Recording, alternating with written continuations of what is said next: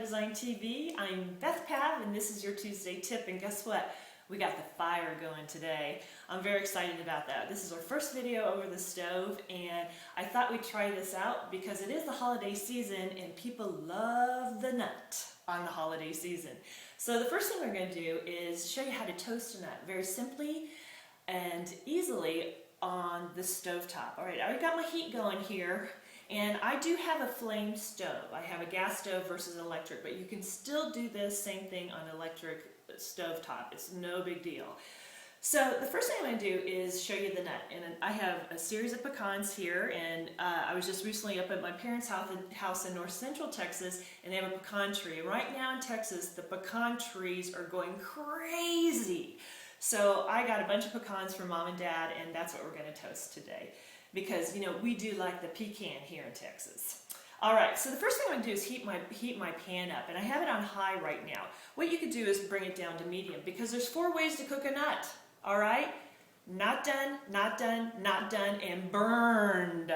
And the reason this happens is why? Because often we turn our back, the pan is too hot, and it just burns those nuts quickly. It can happen in a second, so you want to be very careful. So what I'm going to do, the first thing is you want to have a pan that fits the nuts. And what I mean by that is this. You want to have a pan that's small enough to fit a cup or 2 cups of nuts, because you want your nuts to fill the bottom of the pan just like this, okay? That's about 2 handfuls, and it covers the bottom of the pan.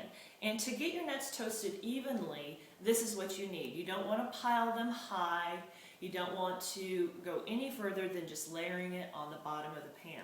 So what I have is my heat on medium heat, and what I'm going to do is just let those sit there very nicely and let the heat touch the flesh of the nut. And what happens is when the heat touches the flesh of the nut, it begins to bring the oils out. And as we all know, oils are made are so much of what a nut is made of. Once the oils start to come out of the nut, that hits the heat, and then that's what starts the toasting process. And that's where you have to be careful, because if it's too hot and you turn your back like this for too long, then those oils will burn. So you want to be very careful.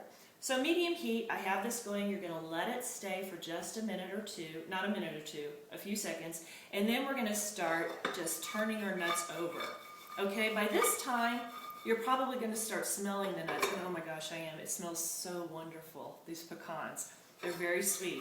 And just start moving the nuts over on top of each other. Now, and let me tell you this too. To be able to do this little trick here, you can use a spoon, you can use a wooden spatula, it's up to you.